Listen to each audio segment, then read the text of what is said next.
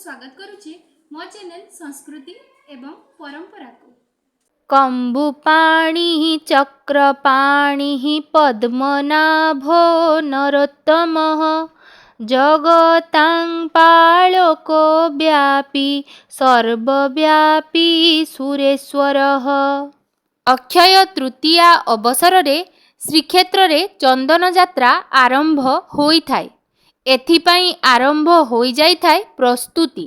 वर्ष तमाम नरेंद्र पुष्करिणी रे बुड़ी रहिथिबा नंदा भद्रा एवं वैजयंती नामक 5 गोटी डंगा को नरेंद्र पुष्करिणी रु भोई सेवायत मानक द्वारा उद्धार करा जाइथाय।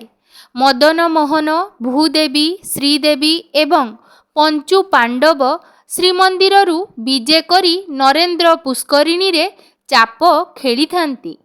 एथिलागी भोई सरदारंक नेतृत्व रे भोई सेवायत माने समस्त डंगा गुडी को नरेंद्र पुष्करिणी रु ऊपर को उठाइबा सह सेथिरे पिचु राळ आदि देई महाप्रभुंकर चाप कार्य पाई प्रस्तुति आरंभ करिथांती।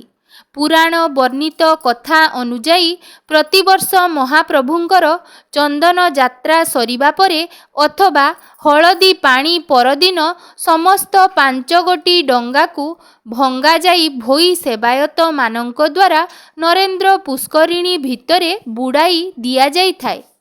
चैत्र पूर्णिमा अवसर रे एही डंगा गुडी को उद्धार करी मरामती करा जाई थाए। 2 गोटी लेखाएं नौका को जोड़ी भद्रा प्रस्तुत करा जाए। सेथिरे नौयात्रा करिथांती महाप्रभु। एथिसह चैत्र पूर्णिमा रे नरेंद्र पुष्करिणी रु नंदा भद्रा समेत 5 गोटी डंगा को बाहर को अणा जाए। परे विश्वकर्मा और चित्रकर सेवक मानक सहायतारे डंगा प्रस्तुत होई ठाकुरंक चंदन यात्रा अनुष्ठित होई थाए। अक्षय तृतीया दिन ठारू दीर्घ 21 दिन व्यापी आरंभ होई जाए चंदन यात्रा। लोकराज देवराजः शक्रभूपश्च भूपतिः नीलाद्रिपतिनाथश्च अनन्तः पुरुषोत्तमः।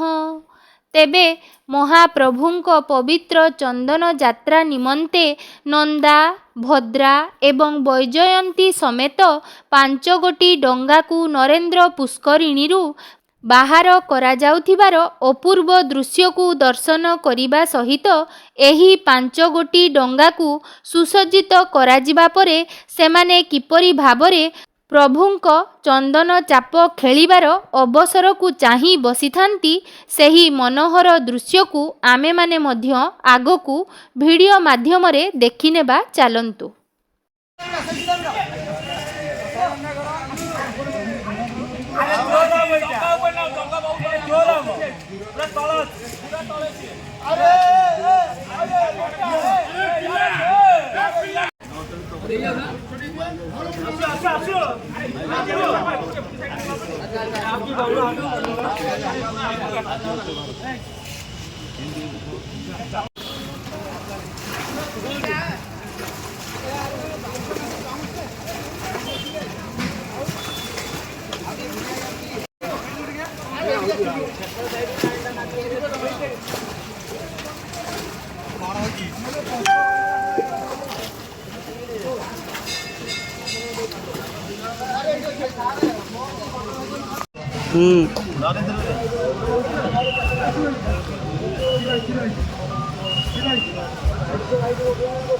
Thank you.